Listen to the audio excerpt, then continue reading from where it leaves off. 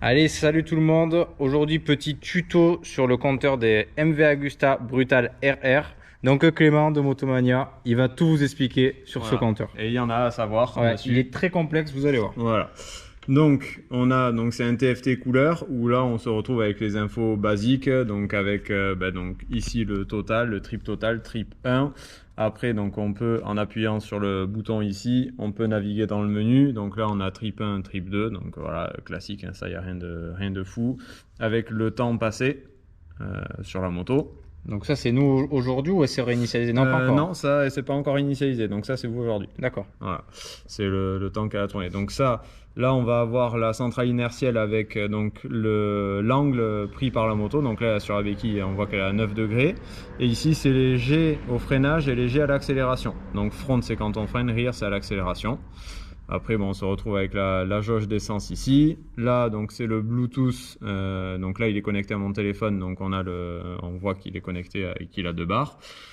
Ici, donc le mode race qu'on peut modifier en manipulant via ce bouton quand le moteur est démarré. En fait, on passe du mode race, sport, rain ou custom. Donc custom, là, on peut régler tout ce qu'on veut sur la moto, les suspensions. C'est le mode fait maison. Voilà, le mode fait maison où là, tu peux régler le frein moteur, si tu veux plus ou moins de frein moteur, plus ou moins de réponse à l'accélération, si tu veux un accélérateur plus ou moins raide, s'il répond plus ou moins vite, voilà, donc ça, tu peux vraiment tout te régler.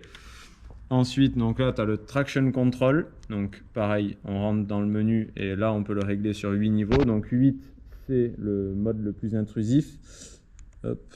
Et après, quand on descend, de toute manière, c'est simple. On voit la roue qui devient de plus en plus transparente, en fait. Et quand elle est à 0, elle est totalement transparente. Et ça veut dire qu'on est... Là, il n'y a plus rien. Voilà. Là, il y a que toi et ta poignée.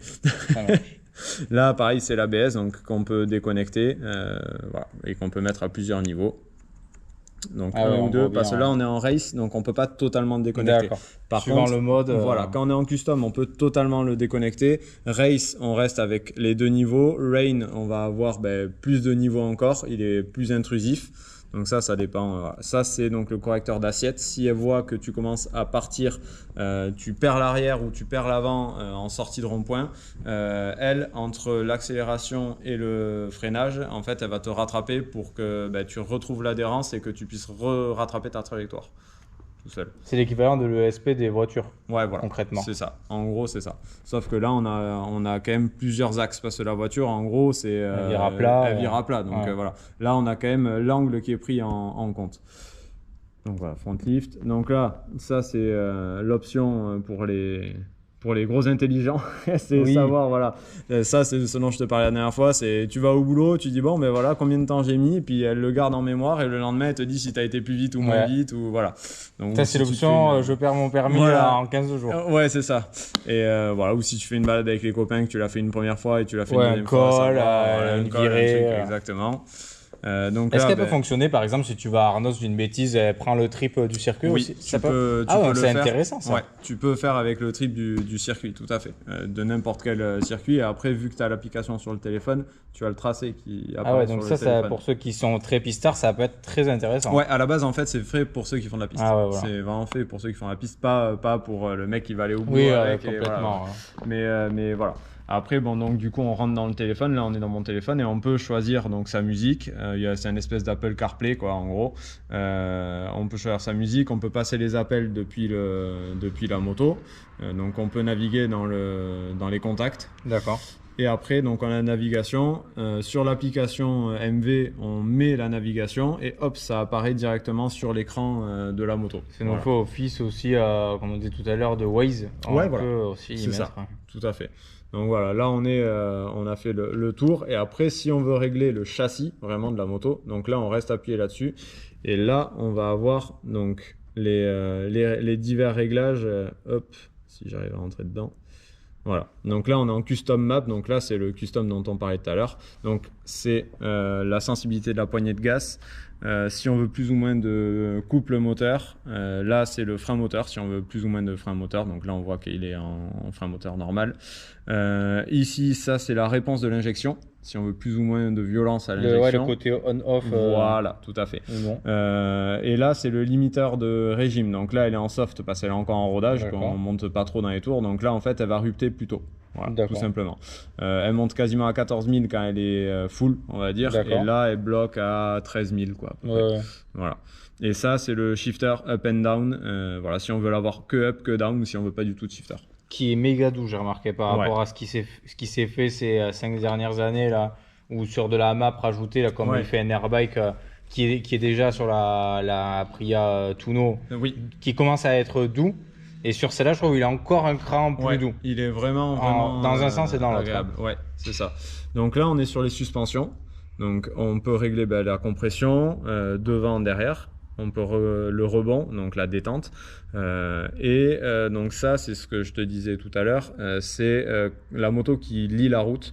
Donc elle va automatiquement régler ses suspensions en fonction de ton pilotage, de ta façon de freiner, de conduire, et elle va lire la route dans le sens où si l'avant passe dans un trou, elle va automatiquement durcir l'arrière pour que tu te prennes pas un coup de raquette ou que tu n'aies pas une réaction bizarre, voilà, qu'elle reste toujours quand tu passes en virage, en courbe, que tu as un raccord de bitume et que normalement d'habitude ça te met un petit coup derrière, voilà, ben là en fait elle va automatiquement régler l'arrière instantanément pour que tu te prennes pas un coup de raquette ou quelque chose comme ça, quoi. Et voilà, bon, ça après ça c'est elle te dit quand est-ce que tu dois faire les entretiens. Ah ouais, d'accord. Voilà.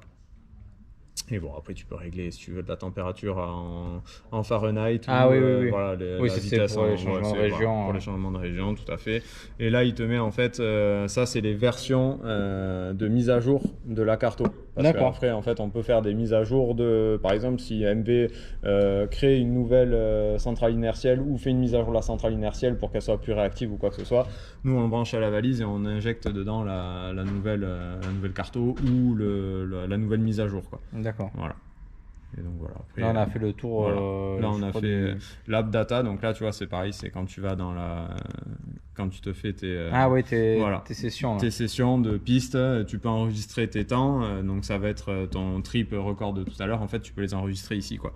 Et donc tu vas avoir ta vitesse moyenne avec ton temps autour sur ta première session, sur la deuxième session, voilà. Comme ça tu sais sur tes sessions à combien t'es, voilà. Et par rapport à revenir au téléphone, après on télécharge tout simplement une appli, que ce soit sur Play Store ou sur Apple, voilà, ça s'appelle. Exactement. Sur Play Store, en fait tu vas avoir tout simplement l'application MV. Donc tu l'ouvres, là j'ai ma moto, je vois mon niveau de batterie, mon niveau d'essence, et après par contre tu peux faire custom map, et là donc en fait je suis dans la moto exactement au même titre que dans ce menu là. Ouais, mais encore plus simple, je pense, de manipulation. Voilà, là c'est encore plus simple. Et donc là, tu peux être dans ton canapé, tu prévois ta balade de demain avec les copains, tu dis bon, je vais faire du col, je vais arsouiller. Ah bah tiens, la sensibilité des gaz, je vais pas la mettre en normal, je vais la mettre en souple, voilà, pour être plus souple sur la sortie de virage, etc. Voilà, donc là on a exactement tous les mêmes menus qu'on avait dedans. Après on a donc là ici c'est nos réglages de suspension. Donc là on est sur l'arrière, après il suffit de passer sur l'avant. Voilà, là je suis passé sur l'avant, donc après pareil, je règle mon rebond, ma compression, ma détente, tout ça. Et puis après, là on va être sur la sécurité, donc là c'est notre traction control, l'ABS, et donc là... c'est encore plus clair je trouve sur l'appli, encore plus ludique. Mais de toute façon c'est fait pour être utilisé avec l'appli. Et après si on veut, donc là on va directement sur le map, donc, et puis après on peut charger l'adresse, la destination, ou même se faire un parcours sur ordinateur. Il y en a beaucoup qui le font quand il y a des groupes de balade moto, bagnole. C'est ça. Et donc après, bon là on est sur la carte, mais après voilà, tout simplement on rentre donc notre destination ici comme un GPS normal, et en fait ça s'affichera ici sur l'écran. D'accord. Voilà. Très bien. Bon, je crois que il me semble qu'on a fait le tour de la machine.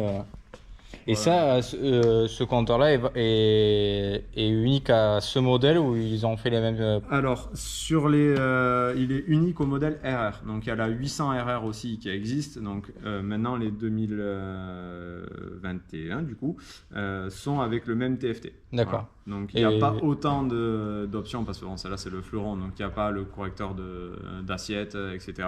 Mais on reste avec le même TFT. Ouais. Et par exemple, la Desmo Veloce, elle va avoir le même système. Là, tu as le même, c'est le même, ouais, tout à fait. Oui, donc quelqu'un qui a une Desmo Veloce, il a le tuto est le même. Oui, c'est valable de la brutale à la Desmo. Ouais, c'est ça. Après, c'est les options qui sont débloquées ou pas en fonction de si la moto. Et je dis n'importe quoi. Donc en gros, la Desmo est là. Celle-ci, c'est un autre système, c'est un autre compteur plus traditionnel. Celle-là, vu que c'est l'entrée de gamme, c'est la Rosso. Pour l'instant, elle a le compteur classique, mais les Euro 5 ont le TFT. Auront, celles qui vont arriver. Voilà. Ben, en fait, celle-ci, c'est une 800 aussi, et elle a le TFT comme la 1000. D'accord. Voilà, oui, donc quelqu'un qui a du moment qu'il a ce compteur, hors option débloquée, c'est le même fonctionnement. C'est exactement pareil. Tu vois, tu as le même système de fonctionnement avec au niveau des commodos, etc. Donc ça reste identique que le mec ait une Turismo Veloce, une Super Veloce ou une Dragster Euro 5, ça va être le même fonctionnement.